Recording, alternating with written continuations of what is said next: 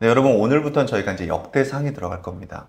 역대상은 같은 얘기를 하는 것 같지만 전혀 다르다고 지난주에 한 번도 얘기했지만 오늘 한 번 더 여러분들에게 개관을 조금 더 다른 관점으로 좀 더 깊은 관점으로 설명해 드릴까 합니다.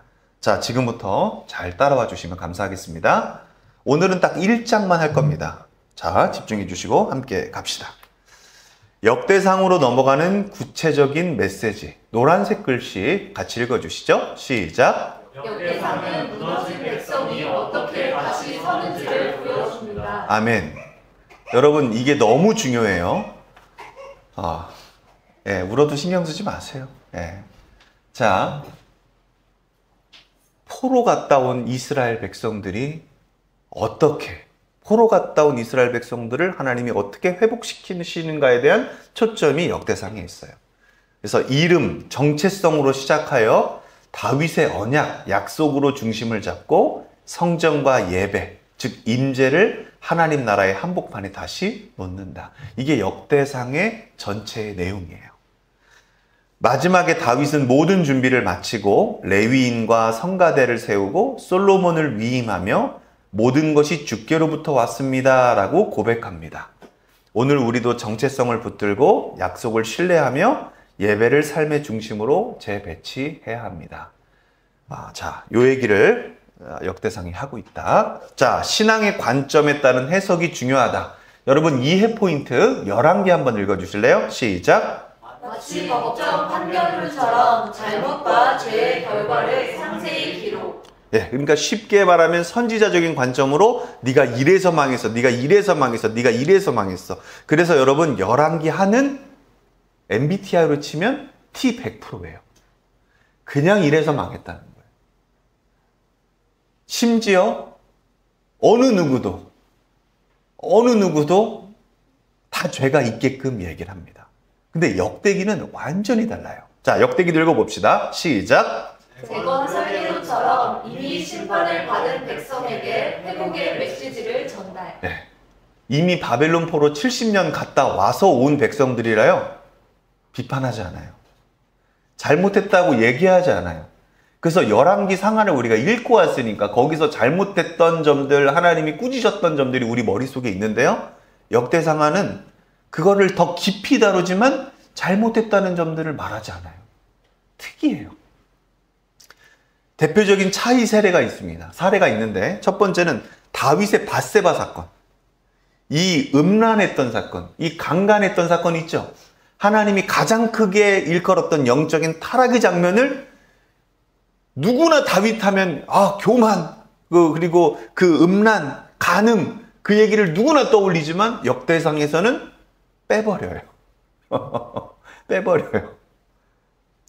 그리고 우리가 열왕기 볼 때 솔로몬의 우상숭배 장면, 솔로몬의 풍요로웠던 장면, 쉽게 말하면 성전보다 자기의 성을 2배로 더 짓고 하나님 나라의 일보다 자기의 정치를 더 신경 써서 했던, 자기가 하고 싶었던 것, 자기의 정욕대로 살았던 그 솔로몬. 그래서 후년 때는 내가 다 해봤는데 이렇게 살지 마라. 하나님 말씀 붙들고 사는 게 청년들아 최고다라고 명언을 남겼던 그 솔로몬. 그 솔로몬의 잘못된 점들이 열왕기에는 나오지만 역대상에서는 다루지 않아요. 역대기에선 다루지 않습니다. 자, 다윗의 인구조사 장면. 여러분 하나님이 하신 일을 다윗이 한 것처럼 이야기해가지고 어떻게 했었죠? 하나님이 인구조사할 때 다윗이 교만하다고 얘기했었죠? 열왕기에선 그거 얘기하잖아요. 역대상에선 그걸 다루지 않아요. 다뤄요. 거기서 특별하게 다뤄요. 근데 재미난 포인트는 뭐냐면 교만을 다루려고 한 게 아니에요. 여기서는. 그게 잘못됐어 라고 다루려고 한 것보다 더 중요한 게 뭐냐면 그 교만을 심판했던 장소가 중요하다고 얘기해요. 역대기에선. 거기가 어디냐면 아리우나의 타작마당이에요. 그 아리우나라는 사람의 타작마당, 즉 일터에 하나님의 성전이 임할 것이다. 그 성전을 준비하는 그 내용을 쓰려고 하나님이 이 인구 조사 장면을 적어 놓으신 거예요. 그래서 여러분 우리가 열왕기를 읽던 눈으로, 관점으로 역대기를 읽으면 잘못 읽는 거고요.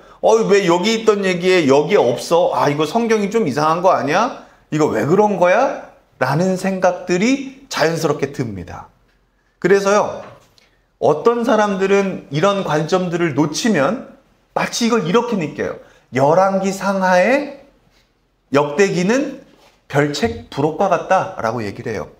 하지만 전 별책 부록보다는 관점이 다르다.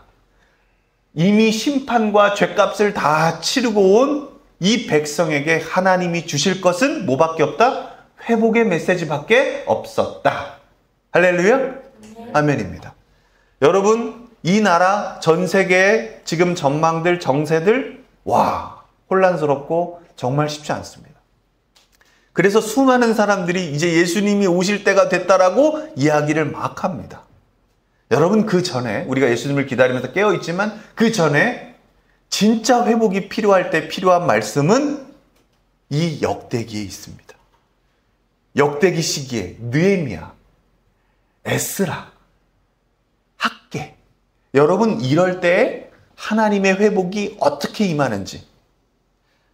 하나님의 회복은 말씀과 예배와 이 은혜로 우리에게 임해진다라는 거. 여러분, 이 관점, 이 언약 안에 있는 이 관점을 여러분들 눈으로도 새기시고 마음으로도 새기시고 이 모든 언약을 성취하신 예수 그리스도가 여러분들의 주인 되셔서 복음을 이루시고 여러분들을 절대 포기하지 않으실 거라는 걸 마음껏 누리시기를 축복합니다. 할렐루야. 아멘. 아멘입니다.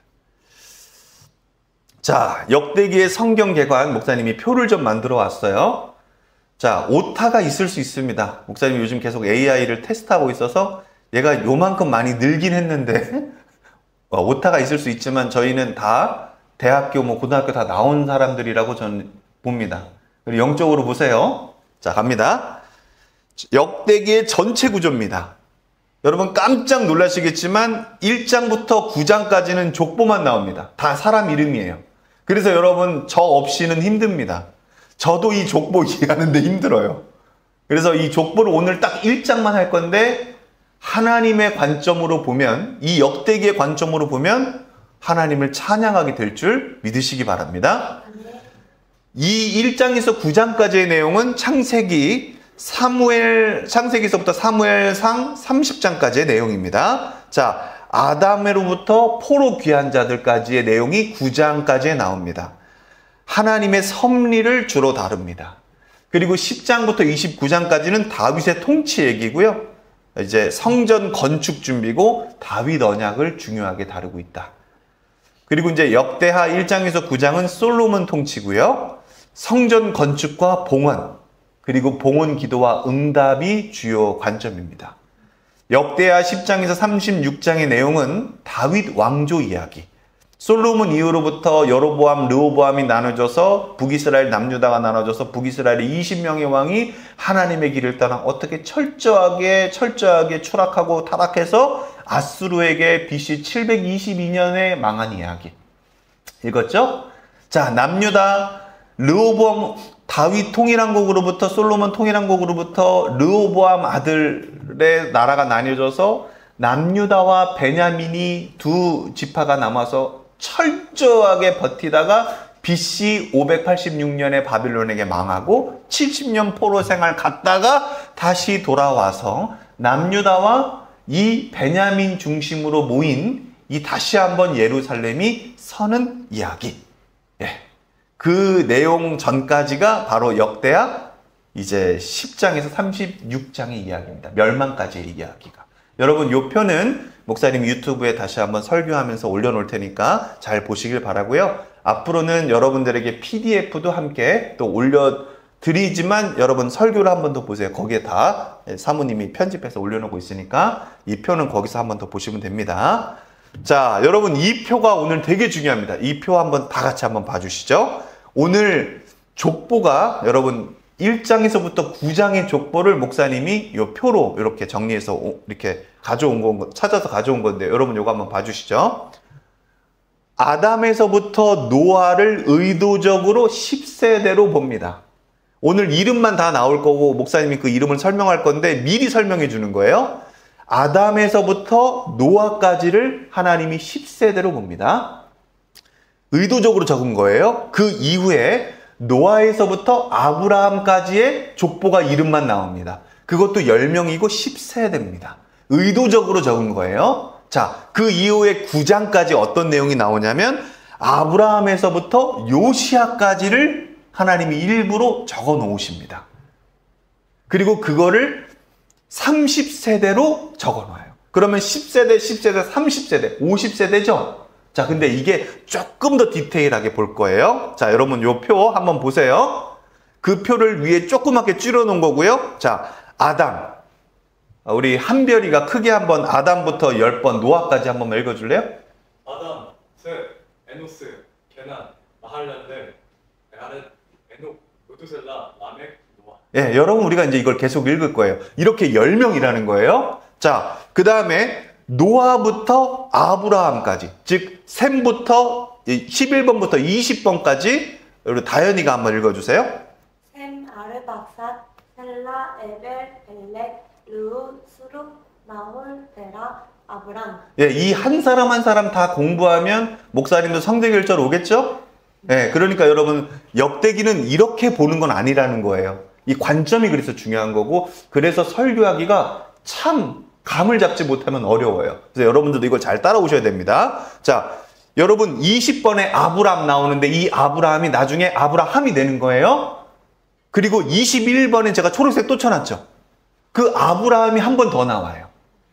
그래서 중복이 됩니다.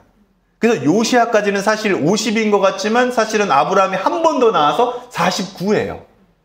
요게 디테일인 거예요. 자, 그러면 아브라함부터 30번 살몬까지는 여러분 그냥 눈으로 보세요. 자, 31번 보아스부터 40번 여호람까지 그냥 눈으로 보세요. 왜냐면 이거 한 번 더 읽을 거라서 그냥 눈으로만 보라고 하시는 겁니다. 자, 41번 아시아부터 50번 요시아까지 여러분 쭉 보시는데 중요한 관점은 50번에 있어요. 왜 그러냐? 여러분 뒤에 사실은 더 사람들이 있습니다. 남유다의 마지막은 시드기야 왕이었어요. 그 눈 뽑혀가지고 포로로 끌려가서 거기서 죽은 왕 기억나시죠? 하지만 미리 포로로 끌려갔다가 이제 여호와긴 기억나시죠? 37년 만에 다시 이렇게 해방된 그 왕이 있음으로 열왕기하가 다시 한번 다윗의 후손들, 예수 그리스도의 그 메시아의 족보가 끊기지 않았다라고 희망적으로 끝나는 거 여러분 기억나시죠? 자, 요시아 이후에도 여러 왕들이 있지만 되게 의도적으로 요시아를 마지막으로 딱 박아요. 왜 그러냐면 다윗만큼 잘한 사람이 솔로몬이 아니라 사실은 누구냐면 요시아라는 거예요. 그래서 요시아는 목사님이 적어놓은 게 뭐죠? 회복의 정점이라는 거예요. 자, 그러면 여러분 이게 정리를 하고 이렇게 딱 보는 겁니다. 무슨 얘기냐면 아담에서부터 노아까지 10세대, 노아에서부터 아브라함까지 10세대, 아브라함부터 요시아까지가 사실 30세대지만 한 번 반복돼서 29세대. 총 다 합쳐서 49세대라는 거예요. 그러면 이게 의도적으로 이렇게 배치한 거고, 이제 포로 갔다가 돌아온 자들이 있죠. 이 사람들이 몇 세대라는 거예요? 50세대라는 거예요. 50세대가 왜 중요하냐면, 자, 봅시다. 50세대는 여러분 희년을 얘기해요. 할렐루야. 희년이 바로 뭐냐면 바로 요런 거라는 거죠. 예, 희년은 50년째 자유와 회복의 해예요. 예수님도 이 땅에 오셔서 이사야의 복음을 전하면서 희년의 때가 왔다. 희년의 복음이 왔다. 주님의 해가 왔다. 억눌렸던 자들이 자유하게 되고 포로됐던 자들이 풀리고 아팠던 자들이 낫고 병든 자들이 회복되고 귀신 들렸던 자들이 이게 다 귀신이 쫓아나가지고 그 예수 그리스도가 모든 자들을 자유하게 하신다라는 그거죠. 자, 여러분 보세요. 70년 동안 죗값을 지르고 바벨론 밑에서 포로되었던 자들, 그 자들이 이제 어떻게 된다는 거예요? 와서 50번째 세대로 회복을 하나님이 시켜주신다는 거예요. 모든 종되었던 것들을 자유하게 해주신다는 거예요. 여러분 이게 족보가 말하려는 1장에서부터 9장까지의 이야기예요. 한 명 한 명 디테일로 보면요. 진짜 1년도 할 수 있고 100년도 할 수 있어요. 하지만 이 관점으로 읽으면 여러분 1장에서부터 9장까지 읽는데 아무 문제가 없어요. 이해가 되셨죠? 오늘 여러분들이 예수 그리스도가 여러분들을 죄에서 구원하고 이 눌렸던 것, 죄의 노예의 멍에를 짊어지고 살았던 여러분들을 풀어주는 그 놀라운 역사가 우리 가운데 있었지 않습니까? 그러니까 여러분들이 희년의 세대고 이 50년째 자유의 세대라는 거예요. 그러니 여러분 예수가 자유하게 해주신 것에 대해서 종의 멍에를 메고 살지 않기를 축복합니다. 아멘. 하나님의 은혜가 여러분들에게 전적으로 있다는 걸 믿으시기 바랍니다. 여러분 그 믿음을 가지고 하나님의 은혜를 누리면서 보는 게 역대기고 족보의 시작이라는 거예요. 아멘. 자, 언약 요시아까지로 끄는 이유가 뭐냐면 사실 요시아 이후에 왕의 족보가 더 이어지지만 여러분 이게 중요합니다. 언약을 붙잡은 세대가 요시아까지라는 거예요. 그 이후에는 사실은 언약을 버린 세대의 차이가 또 나타나요. 그 요시아가 개혁을 다 해놨는데 어떻게 합니까? 그 뒤에 그 길을 떠나버리잖아요. 그래서 그거는 언약을 버린 세대의 차이다. 그래서 역대기에는 어울리지 않아서 의도적으로 빼놓다는 거예요. 자, 좋습니다. 우리 세대가 언약 안에 있는 희년 세대인지 아니면 언약을 버린 경고의 세대인지를 여러분 우리가 점검하면서 또 읽으면 좋을 것 같습니다. 자, 결국 이 얘기를 한다는 거예요. 1장부터 9장까지는 포로에서 돌아온 희년의 세대. 이 50년째 모든 것들을 풀어주고 노예도 풀어주고 잃었던 땅들도 다 다시 주인에게로 돌아오는 그 희년의 세대. 하나님의 성품이 은혜가 충만한 시대. 모든 자들이 누릴 수 있는 시대. 그 예수 그리스도의 은혜의 시대. 그걸 여러분들이 지금 살고 계시고 더욱더 이 역대상을 통해 누리시기를 축복합니다. 아멘? 좋습니다. 그래서 여러분 열왕기 상하할 때는 목사님이 왜 이렇게 화내시고 하나님이 왜 이렇게 날 찌르시고 힘들었죠? 여러분들 예수 그리스도의 그 십자가 희생으로 우리가 죄값을 치르고 이 희년의 세대로 이걸 들었으면 좋겠습니다. 아멘? 하나님의 엄청난 격려가 있을 겁니다. 자, 여러분 요 그림 한번 보십시오. 1장부터 9장까지가 바로 족보로 구성되는데요. 쉽게 보면 이거예요. 자, 그림으로 보면 이겁니다. 1장은 아담에서부터 쭉 족보가 내려오고요. 이건 2장에서부터 9장까지의 내용인데 쉽게 말하면 이겁니다. 첫 번째, 유다 지파가 있고요. 그 끝에가 베냐민 지파가 있어요. 그 뒤에는 유다 지파와 베냐민 지파 가운데 포로 갔다가 돌아온 자들입니다. 자, 여러분 히브리 문학, 그 당시 히브리 문학에서 제일 중요한 게 뭐였냐면요. 바로 데칼코마니 기법이고 카이즘 기법이라고 하고 인클루지오 기법이라고 하는데 쉽게 말하면 이런 겁니다. 가운데가 제일 중요한 거예요. 그래서 여러분 족보에서 제일 중요한 게 뭐냐면 레위 지파예요. 이 레위 지파는 뭘 맡았냐면 성전 중심이고 말씀 중심이고 하나님의 주권 중심이에요. 이 중심으로 모든 인권이 쓰고 이 중심으로 모든 나라가 하나님 나라의 관점으로 회복이 된다는 내용이에요. 그렇다면 유다 지파와 베냐민 지파는 다 남유다로서 포로 갔다가 하나님의 약속대로 다시 돌아왔다는 겁니다. 자, 요걸 조금만 더 디테일하게 보면 레위 지파는 요렇게 가운데서 나눠져요. 레위 지파가 있고 이 레위 지파, 예배를 준비하는 이 레위 지파가 있지만 그 가운데 가장 중요한 것, 즉 1장부터 9장까지 가장 핵심되는 내용이 뭐냐면 레위 지파지만 그 레위 지파 가운데서도 가장 핵심된 게 뭐냐? 인클루지오 가운데 가장 그 꼭대기에 있는 건 뭐냐? 바로 성가대라는 거예요. 여러분 이 찬양이 이 역대상에서는 엄청 많이 나옵니다. 다윗이 찬양대를 어떻게 준비했는지가 엄청 많이 나옵니다. 여러분 찬양은요 정말로 이렇게 생각하시면 돼요. 기도가 안 나오는 사람은 찬양하십시오. 내가 힘들다 찬양하십시오. 여러분 우리가 살다 보면 힘든 일이 있어서 기도가 안 나올 때가 있거든요. 이 레위 지파, 하나님이 이 레위 지파를 통해서 회복을 가르쳐 주시고 은혜를 가르쳐 주시는 데 있어서 가장 빨리 힘있게 은혜를 회복할 수 있는 것은 바로 찬양이라는 겁니다. 예, 우리가 끝나고도 있다가 이 말씀을 함께 찬양할 건데 여러분 찬양할 때 영성이 생기는 줄 믿으시길 바라고 하나님의 기쁜 관계가 생기는 줄 믿으시기 바랍니다. 자, 요거를 글로 정리해 왔습니다. 여러분 한 번 더 봐주세요.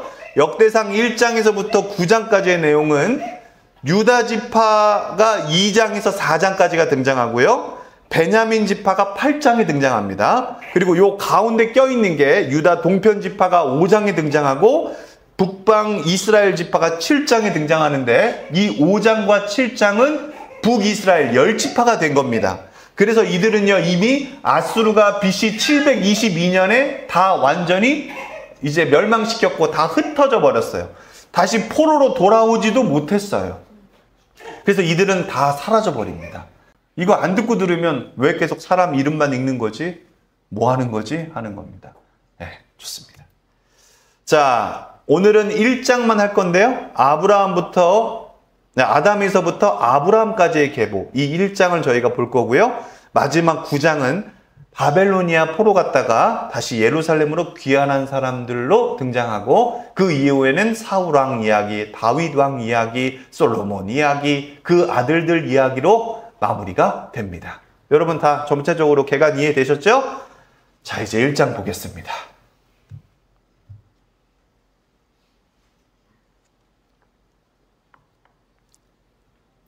사모님이 이 그림을 만드는 데 있어서 1장부터 9장 족보가 너무 어렵더래요. 사람 이름만 나오는데 이거 어떻게 해야 되지? 그래서 여러분 열심히 만든 겁니다.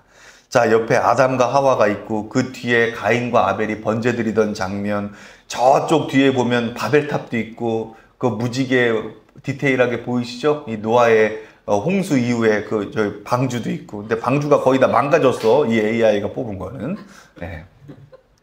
뭐 그랬을 수도 있죠, 그죠? 네, 아무튼 네, 아직 AI가 요만큼밖에 이해 못해요. 자, 그리고 그 수많은 이제 이 아담으로부터 흐르는 족보와 계보들이 등장을 한다. 자, 디테일하게 한번 봅니다. 역대기 회복의 백성에게 족보가 주는 메시지. 자, 1번 정체성의 회복 같이 읽어봅니다. 시작. 바벨론 포로 생활 후 귀환한 사람들 중 상당수는 이스라엘 땅에서 살아본 적이 없는 세대였습니다. 족보는 우리가 누구인지를 보여주는 하나님의 백성 증명서이자 언약 공동체의 일원임을 확인하는 문서였습니다. 네. 여러분 참 신기해요. 목사님도 우리 김정락 집사님 이제 고향, 우리 이제 아버지 고향에 가서 이렇게 산소를 가보면 묘지에 자손들 이름이 쭉 있고요. 우리 조상들의 이름이 쭉 있습니다. 거기 앞에 가보면 참 숙연해져요. 아, 우리 조상들이 여기서부터 시작했구나. 아, 여기서부터 이렇게 해서 이렇게 한 명 한 명씩 이름이 적히고, 아, 결국 저도 있고, 아, 우리 선제 사모님 이름까지 이렇게 있는구나. 아, 나도 이 계보에 올라갔구나. 앞으로 난 어떻게 살아야 할까? 이분들이 열심히 산 것처럼 더 열심히 살아야겠다. 이런 생각들이 우리가 자연스럽게 숙연하게 든다는 거죠. 자, 그런 일원임을 확인하는 문서였다. 정체성을 깨닫게 되는데. 자, 두 번째, 언약의 연속성입니다. 읽어주시죠. 시작. 아담부터 시작해 셈, 아브라함, 다윗으로 이어지는 계보는 하나님의 약속이 끊기지 않았음을 증명합니다. 비록 나라가 멸망하고 성전이 무너졌지만 다윗 언약은 계속 진행 중이라는 메시지를 전합니다. 세 번째, 예배 공동체의 재건의 기초 읽어주시죠. 시작. 족보는 단순 혈통 기록이 아니라 성전 봉사자, 레위인, 제사장의 역할을 회복시키는 기준이었습니다. 예배와 성전 중심의 공동체를 다시 세우기 위해 누가 어떤 직무를 맡을 수 있는지를 분명히 했습니다. 네, 좋습니다. 네 번째, 희망과 소명입니다. 시작. 포로에서 돌아온 세대는 단순한 생존자가 아니라 하나님의 구속 역사 속 마지막 희년 세대라는 자부심을 가졌습니다. 족보를 통해 너희는 하나님이 기억하신 백성이라는 확신과 다시 하나님의 뜻을 세워야 할 소명을 부여받았습니다. 좋습니다. 드디어 계보를 한번 읽어보겠습니다. 1절 같이 읽어봅니다. 시작. 아담, 셋, 에노스. 네. 아담, 셋, 에노스. 이게 여러분 이게 1절이에요. 1절 다 본 겁니다. 이렇게 계속 나와요. 54절까지. 자, 근데 여러분 이게 이제 중요해요. 아담은 인류의 시작입니다. 하나님의 형상으로 창조된 첫사람이죠. 그래서 역대상에서 아담 족보로 시작하는 이유는 노란 글씨 읽어보죠. 시작. 이스라엘만의 하나님이 아니라 모든 인류의 하나님임을 강조하기 위함. 아멘입니다. 회복의 백성에게 너희의 뿌리는 포로 이전, 이스라엘 이전, 하나님의 창조로 거슬러 올라간다는 정체성 회복의 메시지입니다. 셋 설명하겠습니다. 가인의 계보 대신 경건한 계보를 이어간 인물. 여러분 잘 보세요. 원래 아담 대신 다음에 가인과 아벨이에요. 그 다음 아벨을 대신할 자가 셋이거든요. 하지만 가인과 아벨을 적지 않아요. 왜냐면 가인은 불경건해요. 아벨은 죽었어요. 그래서 그를 대신할 셋을 적습니다. 성경은 인류사가 아니라 하나님의 구원의 역사인 줄 믿으시기 바랍니다. 그렇게 책을 보는 거예요. 자, 노란 글씨 읽어보죠. 포로 시작. 포로 귀한 세대에게 죄로 끊어진 길 위에 하나님이 다시 길을 여신다는 희망을 보여줌. 에노스 시작. 그때 사람들이 비로소 여호와의 이름을 불렀다로 알려짐. 네, 회복의 백성에게 주는 교훈 메시지가 뭐냐면요, 위기의 새 시작의 순간에 하나님을 부르는 것이 출발점이다. 이게 다시 포로로 갔다 온 백성들에게 이제 위기의 시작 순간에 하나님을 부르는 것이 출발점이다 라는 것으로 다시 한번 상기할 수 있도록 이 이름을 준 겁니다. 여러분, 이렇게 계속 갈 건데 조금만 더 스피드를 내서 가보겠습니다. 2절 읽어봅니다. 시작. 게난, 마할랄레, 야렙. 예, 게난은 큰 사건 기록은 없지만 경건한 계보의 일원이었습니다. 메시지는 여러분들이 읽어주시죠. 시작. 하나님은 위대한 업적이 아니라 언약 속에 있는 존재를 귀하게 보신다. 아멘. 여러분, 행위가 아니라 하나님은 은혜 입은 자들을 귀하게 보신다는 겁니다. 자, 마할랄렐, 이름의 뜻은 하나님을 찬양하다라는 얘기입니다. 회복의 관점도 읽어주시죠. 시작. 하나님을 찬양하는 삶이 언약 백성의 특징임을 상기시킴. 아멘. 여러분, 하나님의 은혜를 입은 자들, 하나님의 주권을 찬양하는 자들은 이 백성의 특징이다라는 겁니다. 야렛의 이름의 뜻은 내려오다 라는 뜻인데 이게 좀 특별합니다. 유대 전승에서는요, 타락한 자들이 내려온 시대, 즉 천사들이 내려온 시대라고 일컬었습니다. 자, 그러나 하나님은 언약의 계보를 다음 세대 에녹, 노아로 희망을 이어가시는 내용이 많습니다. 자, 우리 세대도 여러분들 읽어주시죠. 시작. 우리 시대에도 내려오는 유혹은 많다. 그러나 하나님은 예배, 말씀, 공동체로 언약을 계속 내려보내 우리를 회복의 계보에 세우신다라는 얘기입니다. 희년의 세대, 회복의 세대에게 이 관점으로 이 족보를 어떻게 읽어야 되냐라고 목사님이 적어온 거예요. 여러분, 이러한 설교는 예술교회에만 할 수 있습니다. 왜냐? 우리는 한 절 한 절 하기로 그 길을 걷기로 했기 때문에. 여러분, 살면서 언제 우리 이거 다시 할 줄 모릅니다. 잘 참여해 주시면 감사하겠습니다. 3절입니다. 시작. 에녹, 무드셀라, 라멕, 노아. 네, 에녹은 365년 동안 하나님과 동행하다가 죽음을 보지 않고 하나님께로 옮겨짐. 자, 초록색 글씨 읽어주시죠. 시작. 하나님과 동행하는 삶은 죽음을 넘어 영원으로 연결돼. 네, 여러분, 이 초록색 글씨는 다 회복의 관점인 겁니다. 자, 그렇게 알고 읽어주시면 됩니다. 자, 두 번째, 무드셀라. 성경에서 가장 오래 산 사람입니다. 969세. 시작. 하나님의 오래 참으심과 인내의 성품을 보여주는 심판 전까지의 유예에 대한 상징. 이때 하나님의 백성들이 엄청나게 죄악을 저지르고 뭐 누구나 할 것 없이 다 그런 죄악을 저질렀었죠.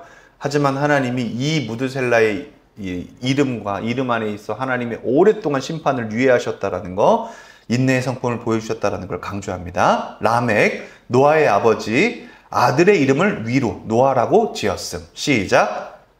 회복의 백성에게 시작. 회복의 백성에게 하나님이 주실 위로와 쉼을 미리 선포하는 인물. 자, 노아, 의인, 언약의 방주를 준비해 구원받은 인물. 초록색 글씨 읽어주시죠. 시작. 하나님의 언약이 심판 중에도 구원의 길을 열다. 예, 그러니까 이스라엘 백성들은요, 갔다 온 이 예루살렘 백성들은 이거를 딱 보고 한 사람 한 사람을 보고 이 회복의 관점으로 제사장들이 읽어줬다는 거예요.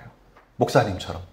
야, 라멕 기억나냐? 야, 무드셀라 기억나냐? 하나님이 그렇게 오래 살게 하신 데는 심판의 이 시기를 하나님은 계속 참으시면서 유예시키신 거야. 결국 하나님은 노아 때 이 땅에서 아무도 의인이 없어서 딱 한 사람 볼 수 있었어. 그게 누구냐면 바로 하나님의 위로. 하나님이 보실 때마다 위로를 얻었던 노아였어. 너희들도 지금 다시 한번 하나님이 노아처럼 위로의 백성을 보고 계시고, 하나님은 앞으로 너희 회복 세대에게 무드셀라처럼 계속해서 하나님의 성품으로 함께 참여하실 거고, 에녹처럼 동행하실 거야 라고 계속 보라는 거예요. 아멘? 네, 좋습니다. 네 번째, 시작. 노아의 아들들은 족보는 셈과 함과 야벳이라. 여러분, 셈은 축복받은 족보입니다. 아브라함으로 이어지는 언약의 계보입니다. 읽어주시죠. 시작. 하나님의 약속이 이 라인을 통해 이어짐을 보여줍니다. 함은 아버지를 욕되게 하여 저주받은 가나안의 조상이 됩니다. 경고 읽어주시죠. 시작. 언약을 가볍게 여기면 그 결과가 세대를 넘어가. 네, 야벳은 장막에 거한다는 축복을 받습니다. 둘째 아들이죠. 자, 하나님의 시작. 하나님의 은혜가 셈의 언약에 참여하는 다른 민족까지도 미친다는 예표. 예, 여러분 이게 되게 중요해요. 바벨론 포로 갔었죠. 70년 만에 이제 바벨로니아 왕이, 이제 페르시아 왕이 한 날에 여러분 딱 쳐들어오는데, 여러분 이게 왜 그러냐면, 원래 바벨론은 무너뜨릴 수가 없는 성이었어요. 왜냐면 그 주변 옆에 완전히 그 밑에 도랑을 파가지고 3, 4m 되는 물이 있었어요. 주변에 강이 쫙 와가지고 그 물로 모든 것들을 다 둘러서 천혜의 요새였어요. 3, 4m를 어떻게 뚫고 와요? 뭐 수중 장비도 없는데. 그래서 웬만하면 성문을 열기 전에는 나오기가 너무 어려웠어요. 근데 이 페르시아 왕이 어떻게 하냐면 강줄기를 다 300군데를 다 옆으로 뚫어가지고 그 수위를 낮췄어요. 그 수위를 낮추는 날 이 벨사살 바벨론 왕은 뭐 하고 있냐면 술 먹고 있어요. 이거 절대 못 뚫어. 근데 하나님이 그때 손을 보내셔서 너는 왕감도 안 되고 이제 너의 너의 바벨론은 무너질 거야라는 걸 알려주시고, 페르시아 왕이 여러분 어떻게 들어오냐면 이제 하수구를 통해서 들어왔다라는 얘기도 있고요. 더 정확하게 표현하면 그 바벨론의 왕의 제사장들, 그 제사장들이 되게 바벨론 왕한테 불만이었대요. 왜냐하면 자기네들이 믿는 주된 신이 있는데 이 벨사살 왕은 달신을 섬겼다는 거죠. 그래서 이 제사장들을 되게 폄하했대요. 그러니까 에라 모르겠다, 그냥 너 죽어라, 새 왕을 우리가 섬기겠다라고 해서 몰래 문을 밤에 하수구 문을 열어줬다 합니다. 그래서 무혈 입성으로 들어가서 벨사살 술 먹고 있고 이제 해롱해롱 대고 있을 때 너 죽어라 하고서 이렇게 했는데, 그 바로 옆에 있던 사람이 다니엘이었어요. 다니엘. 이 다니엘이 늙은 총리가 돼가지고 옆에 딱 서 있는 겁니다. 벨사살이 오늘 죽을 때구나 라는 걸 알았던 게 뭐냐면, 그 시대 200년 전에 이사야라는 선지자가 정확하게 이걸 표현한 거예요. 너희들 바벨론 포로 끌려갈 거다. 70년 만에 내가 사람 한 명 보낼 건데 그 사람 이름이 페르시아의 왕인데 이름까지 알려줄게. 고레스야. 그 고레스가 어느 한 날 70년 만에 너희들을 딱 포로에서 이제 자유하게 풀어줄 거야. 그러니까 다니엘이 벨사살 하나님의 손가락이 나타나서 막 우바르신에 이렇게 적으시고 이제 너는 깜이 안 된다. 그날 밤에 바벨론 멸망을 딱 알고 페르시아 고레스가 딱 올 거를 딱 기다리고서 이사야서를 들고 딱 기다리고 있는 거예요. 그리고 이제 딱 보여줍니다. 고레스한테. 고레스 왕이요, 이거 좀 읽어보세요. 하나님 보통 아니십니다. 200년 전에 이사야 할아버지가 이거 쓰신 건데요. 이걸 읽어보세요. 고레스라고 나오죠? 우리 지금 포로 생활 한 지 딱 70년 됐거든요. 와, 기가 막히게 딱 오죠? 이거 하나님이 보냈을까요? 고레스가 잘해서 그런 걸까요? 네, 하나님이 보내서 그런 거예요. 그러니까 우리 보통 아니죠? 우리 민족 보통 아니죠? 하나님도 보통 아니시죠? 그러니까 하나님 찬양하세요. 우리 성전 좀 짓게 보내주세요. 근데 하나님 진짜 보통 아니네. 이거 200년 전에 진짜 문서 맞네. 대박이네. 야, 내가 50억 줄 테니까 오늘날로 50억 줄 테니까 가서 성전 지어라. 감사합니다. 근데 한 번에 가기가 너무 힘든데 어떻게 할까요? 1차, 2차, 3차로 나눠서 가. 먼저 가서 할 친구 내가 보내줄게. 스룹바벨 보내. 스룹바벨을 총독으로 삼아서 거기서 보내고 쭉쭉쭉 이렇게 와. 기대하시라. 느헤미야, 에스라. 네, 그때 이런 얘기들이 나옵니다. 그렇게 하나님의 은혜가 셈의 언약에 참여하는 다른 민족까지도, 즉 이런 어떤 페르시아나 물론 셈족도 있고 다 있지만 모든 이방들이 다 이렇게 돌아올 거라는 이야기들이 이렇게 나와 있습니다. 자, 5절에서부터 7절까지는 여러분 다 이름인데요. 야벳의 자손에 대한 내용입니다. 읽어주시죠. 한 번 읽겠습니다. 시작. 야벳의 자손은 고멜과 마곡과 마대와 야완과 두발과 메섹과 디라스이고, 고멜의 자손은 아스나스와 도발과 도발만이고, 야완의 자손은 엘리사와 스페인과 키프로스와 로도스이다. 네, 스페인만 여러분 아실 겁니다. 스페인은 오늘날 말하는 그 스페인입니다. 예, 그러니까 야벳은요, 쉽게 말하면 이렇게 나와 있어요. 자, 읽어보죠. 야벳 계월은 북쪽, 서쪽 민족, 유럽, 북아시아예요.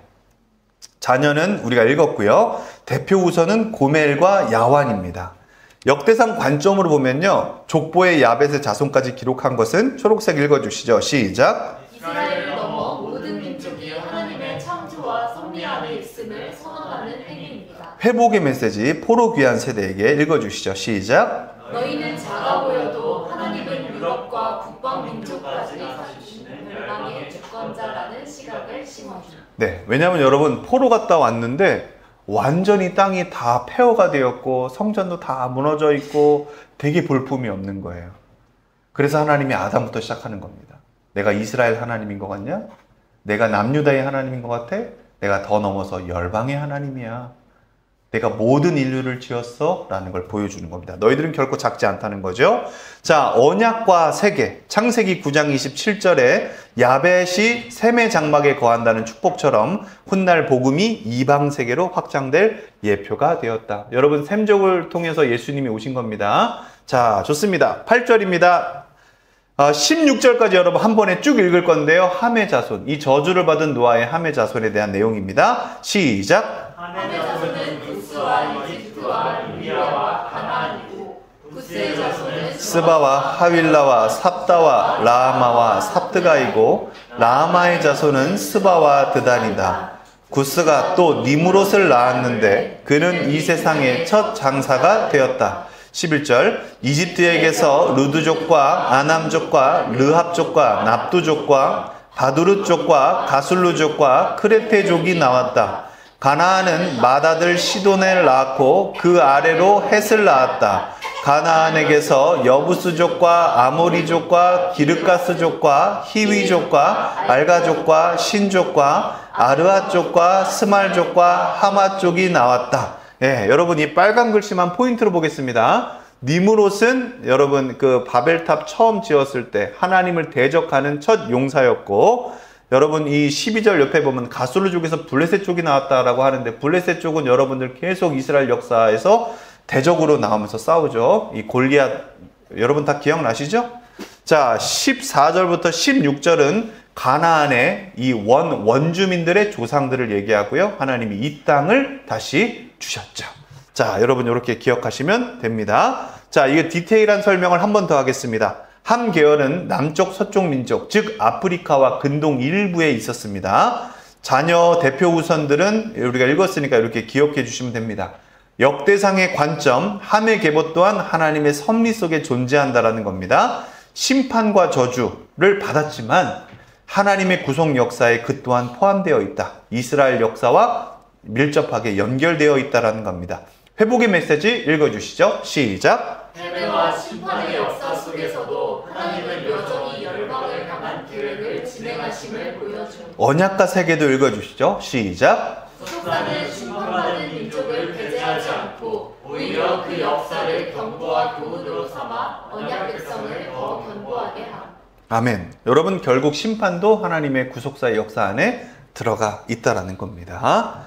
자, 17절부터 24절까지 읽을 건데요. 이거는 셈 자손입니다. 셈 자손. 아브라함이 나오죠. 자, 쭉 이것도 스트레이트로 읽어보겠습니다. 시작. 셈의 자손은 엘람과 스루와 아르박삭과 룻과 아람이다. 아람의 자손은 우스와 훌과 게델과 메색이다. 아르박삿은 셀라를 낳고 셀라는 에벨을 낳았다. 에벨은 두 아들을 낳았는데 그때 세 개 인종이 나뉘었다고 해서 한 아들의 이름을 벨렉이라고 하였다. 그 아우의 이름은 욕단이었다. 욕단은 알모닷과 셀랍과 하살마웻과 예라와 하도람과 우살과 디글라와 에발과 아비마엘과 스바와 오빌과 하윌라와 요밥을 낳았다. 이들은 모두 욕단의 자손이다. 셈, 아르박삿, 셀라. 예. 여러분 19절만 한번 보겠습니다. 이 벨렉이라는 이름이 나올 때 바벨탑 사건이 있었다라고 보면 됩니다. 자, 25절부터 27절까지 읽겠습니다. 시작. 에벨, 벨렉, 르우, 스룩, 나올, 데라, 아브람, 곧 아브라함. 네, 이렇게 나오죠. 아브라함은 곧 아브라함이다 라고 한 번 더 이렇게 디테일하게 강조를 합니다. 자, 셈 계열 언약의 계보, 예수님이 메시아로서 이 혈통을 타고 오십니다. 대표 후손들은 이렇게 봤고요. 아브라함이 중요합니다. 왜냐하면 이 아브라함과 언약을 맺으시기 때문입니다. 역대상의 관점 읽어주시죠. 시작. 셈의 계보는 메시아로 이어지는 언약의 직선로입니다. 역대기는 이 계보를 통해 하나님의 언약이 어떻게 구체적으로 성취되는지를 보여줍니다. 회복의 메시지도 읽어주시죠. 시작. 포로 귀한 세대에게 너희는 하나님의 언약을 이어가시는 줄기 속에 있다는 정체성을 회복시킵니다. 언약의 세계도 읽어주시죠. 시작. 셈의 줄기를 통해 메시아가 오지만 그 메시아는 야벳의 장막에도 거하게 하시며 모든 민족으로 복을 확장하실 것을 예표합니다. 여러분 성경을 지금 여러분 잘 읽고 계시고요. 오늘도 정민 형제가 여러분 배고프실 텐데 오늘은 간장 제육볶음을 준비했고요. 또 맛있는 국도 이렇게 준비를 했습니다. 여러분 제가 최대한 배고프게 해드리겠습니다. 열심히 읽으시고 같이 밥 먹겠습니다. 자, 이어가 보겠습니다. 아브라함의 자손들이 더 나옵니다. 28절부터 34절까지 읽을 건데 여러분 그림 3초만 집중해서 봐주십시오. 이렇게 수없는 은혜가 쭉 흐르고 하나님이 하늘의 별과 같이 그리고 바다의 모래와 같이 너의 자손이 많겠다, 많아지게 하겠다라고 했죠. 이렇게 많아지는 모습들, 그 아브라함의 후손이 우리도 되었다는 이야기가 이제 다윗의 후손 예수 그리스도를 통해서 우리도 같이 이 족보에 들어가게 되었다라는 겁니다. 자, 28절부터 쭉 읽어봅니다. 시작. 아브라함의 아들은 이삭과 이스마엘이다. 이들의 족보는 다음과 같다. 이스마엘의 맏아들은 느바요시고 그 아래로 게달과 압부엘과 밉삼과 미스바와 두마와 마사와 하덱과 데마와 여두루와 나비스와 게드마가 태어났다. 이들이 이스마엘의 아들들이다. 자, 좋습니다. 이스마엘 계열은 약속밖의 자녀이지만 자손이지만 하나님의 섭리 안에 있다는 것 또한 얘기합니다. 역대상의 관점 읽어주시죠. 시작. 이스마엘은 언약의 계승자가 아니었지만 하나님의 복과 약속의 보호를 받은 자손. 족보에 기록된 것은 약속밖의 자손이라도 하나님의 창조와 섭리 속에 있음을 선포하는 의미입니다. 여러분 약속의 자녀가 아니더라도 하나님은 사랑하십니다. 그 안에 다 있다는 거예요.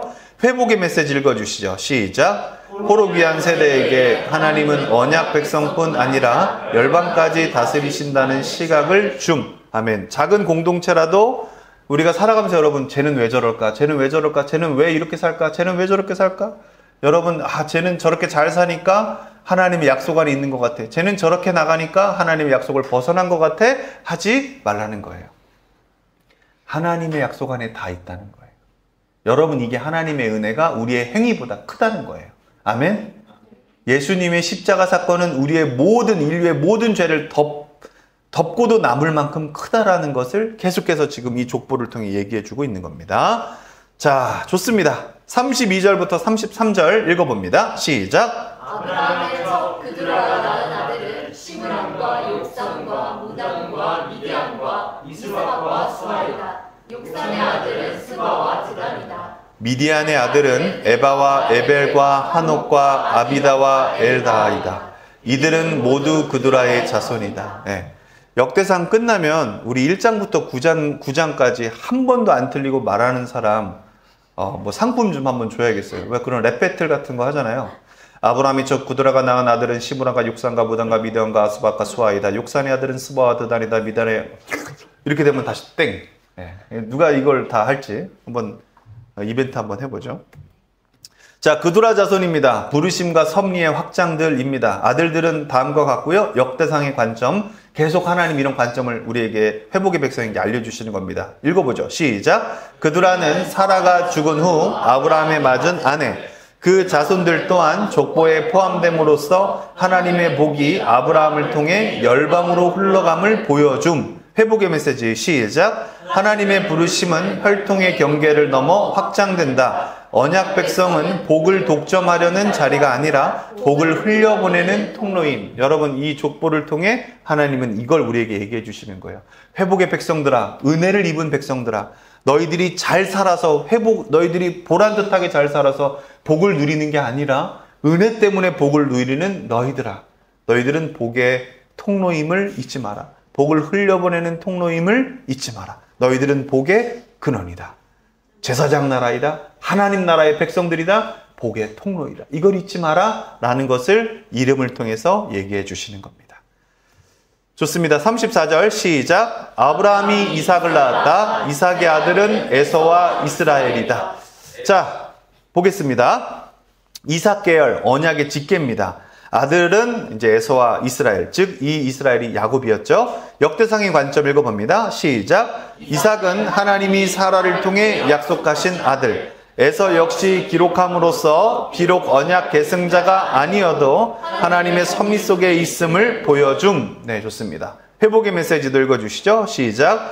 포로 귀한 세대에게 언약 계승자는 하나님이 택한 자이며 그 선택은 인간의 공로나 행위가 아니라 하나님의 주권적 은혜임을 상기시킴. 좋습니다. 여러분, 이게 되게 중요해요.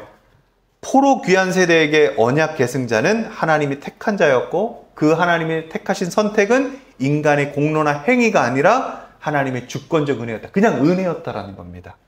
여러분, 절대 잊지 마세요. 우리 모두 하나님의 은혜로 사는 겁니다. 아멘. 오직 은혜입니다.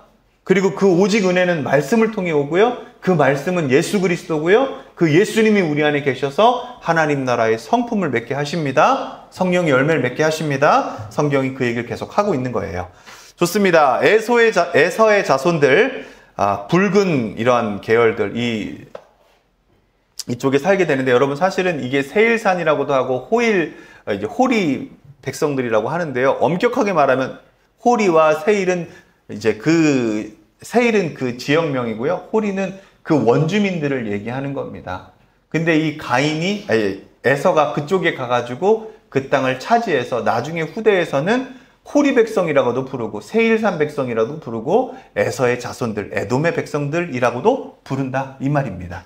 자, 먼저 말씀 읽어보죠. 35절입니다. 시작. 에서의 아들은 엘리바스와 루엘과 여로스와 얄람과 고라이다. 좋습니다. 자, 에서의 아들들. 자, 이렇게 있고요. 역대상의 관점 읽어봅니다. 시작. 에서는 야곱의 형으로 언약 계승자가 아니지만 하나님은 그의 후손도 족보에 기록하셨음. 이 기록은 언약 밖의 민족도 하나님의 섭리와 계획 속에 존재한다는 선언. 아멘. 우리도 언약 밖의 백성이었죠? 다 하나님의 계획과 이런 다 섭리 속에 존재한다라는 겁니다. 자, 36절 읽어봅니다. 시작. 엘리바스의 아들은 대만과 오말과 스비와 가담과 그나스와 딥나와 아멜렉이다. 좋습니다. 엘리바스의 계열, 이렇게 아들들이 나와 있고요. 메시지 읽어봅니다. 시작. 대만, 에돔의 지혜와 용사로 알려진 지역, 아말렉, 이스라엘과 대립한 민족의 조상, 병거의 상징입니다. 초록색 시작. 언약 계보 안팎의 갈등과 하나님의 주권을 동시에 보여줌. 계속해서 언약 밖의 백성들, 동시에 하나님의 주권, 모든 것을 하나님 다스리신다라는 걸 얘기하시는 거예요. 자, 37절 루엘 시작. 루엘의 아들은 나핫과 세라와 삼마와 미사이다. 자, 아들들은 이러하고요. 메시지 읽어봅니다. 시작. 하나님은 에서의 다른 아들들의 후손까지도 기억하시며 그 민족사도 하나님의 경륜 속에 있다라는 겁니다. 그러니 여러분의 인생도 기억하시고 여러분의 모든 행위도 기억하신다라는 겁니다. 하나님의 경륜 속에 있다. 자, 세일의 아들들 쭉 나오면서 42절까지 한번 읽어봅니다. 시작. 세일의 아들은 로단과 소발과 시므온과 아나와 디손과 에셀과 디산이다. 로단의 아들은 호리와 호암이며 로단의 누이는 딥나이다. 소발의 아들은 알란과 마하낫과 에발과 스니와 오남이다. 시브온의 아들은 아야와 아나이다. 아나의 아들은 디손이고 디손의 아들은 하무란과 에스반과 이드란과 그란이다. 에셀의 아들은 비란과 시아완과 야아간과 디산의 아들은 우스와 아란이다. 내가 못 따라가네. 그죠? 네, 여러분 당이 떨어지더라도 조금만 집중합시다. 좋습니다. 여러분 이 세일 사람의 계보를 한 번 더 정리하겠습니다. 에서와 혼인으로 연결된 호리 사람들이고요. 이 호리 사람들은 원래 원주민들이었다. 그 땅에 사는. 그런데 이제 에서가 이제 이 땅에 와서 모든 것들을 다 정복하고 에서의 땅이 되었다. 이렇게 보시면 됩니다. 역대상의 관점 같이 읽어봅니다. 시작. 에서 계보에 호리 사람 세일의 자손까지 포함시킨 것은 하나님이 이스라엘 주변 민족의 역사와 관계를 구속사의 일부로 보신다는 의미. 회복의 백성에게 하나님의 섭리가 이웃, 민족, 이방의 역사까지 아우른다는 시각을 줌. 왜냐하면 여러분 이 이스라엘이 다시 포로 갔다가 돌아와서 성전을 이제 지으려고 하는데도 불구하고 주변 나라들이 계속 괴롭혀요. 예. 근데 그 주변 나라들도 결국 하나님이 이 족보를 통해서 걔네들이 사실 어디서부터 출발했는 줄 아냐? 다 아담에서부터 시작해서 내가 다 주관하고 있는 건데 얘네들 좀 이제 제사장 나라로서 너희들이 회복된 나라로서 자유하게 된 애들로서 하나님 주신 은혜로서 얘네들 좀 이쁘게 봐주고 기도해 줄 수 있겠니? 너희들이 회복되고 그들까지 회복시켜 줄 수 있겠니? 그 얘기 하시는 거예요. 좋습니다. 자, 이제 거의 다 왔습니다. 에돔 땅의 왕들과 족장들. 여러분 이거 목사님이 개간 설명 안 해주고 읽으면 아니 왜 남의 족보를 내가 읽고 있어 라고 하는 거예요. 하지만 이렇게 은혜가 있다는 겁니다. 포로 갔다 온 사람들은요 이걸 울면서 읽었을 거예요. 왜? 하나님의 은혜가 이렇게 광범위하구나. 우린 초라하지 않구나. 우리의 정체성은 주님이 정하셨구나. 대박이다. 그런 마음으로 여러분도 읽으시길 바랍니다. 43절부터 50절까지 쭉 읽어봅니다. 시작. 이스라엘 자손을 다스리는 왕이 있기 전에 에돔 땅을 다스린 왕은 다음과 같다. 도올의 아들 벨라가 단하답 정하고 왕이 되었다. 벨라가 죽으니 보스라 사람 세라의 아들 요밥이 그의 뒤를 이어 왕이 되었고 요밥이 죽으니 대만 사람 후삼이 그의 뒤를 이어 왕이 되었고 후삼이 죽으니 부닷의 아들 하닷이 그의 뒤를 이어 왕이 되었는데 그는 모압 평지에서 미디안을 쳐서 무찌른 사람이다. 그는 도읍을 아윗으로 옮겼다. 하닷이 죽으니 마스레가 사람 삼라가 그의 뒤를 이어 왕이 되었고 삼레가 죽으니 유프라테스 강가에 살던 르호봇 사람이 왕이 되었고 사울이 죽으니 악볼의 아들 바알 하난이 그의 뒤를 이어 왕이 되었고 바알 하난이 죽으니 하닷이 그의 뒤를 이어 왕이 되었는데 그는 도읍을 바이로 옮겼다. 그의 아내의 이름은 무에다벨인데 그는 마드렛의 딸이요 메사압의 손녀였다. 네. 좋습니다. 자, 이스라엘 왕이 있기 전 에돔 왕들 이렇게 쭉 나와 있습니다. 사울 나온다고 해서 이스라엘 사울 생각하시면 안 됩니다. 역대상의 관점 읽어봅니다. 시작. 이스라엘 왕정 이전에도 주변 민족, 특히 에돔에 왕정 체제가 있었음을 보여줍니다. 하나님은 언약 백성은 그때 왕이 없었지만 왕이셨다는 차이를 대비시킵니다.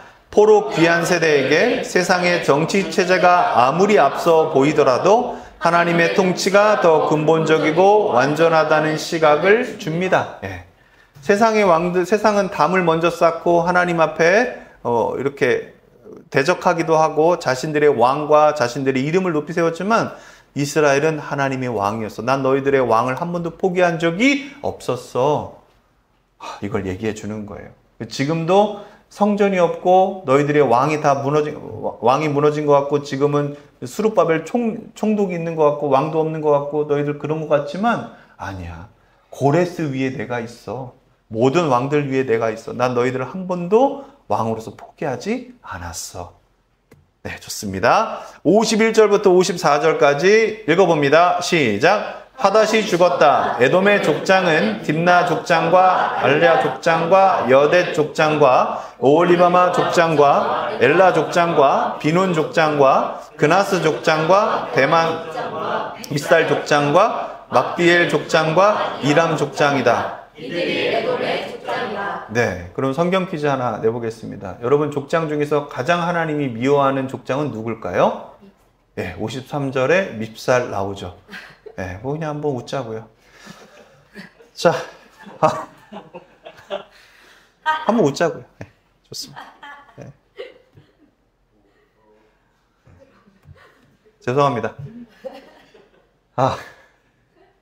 그렇잖아요, 여러분. 정말 이 모르는 사람들 이름 계속 읽는 게 쉽지 않아요. 하지만 하나님은 역대상의 자녀들에게, 이 회복의 백성들에게 이런 관점으로 계속 얘기해주고 계신다.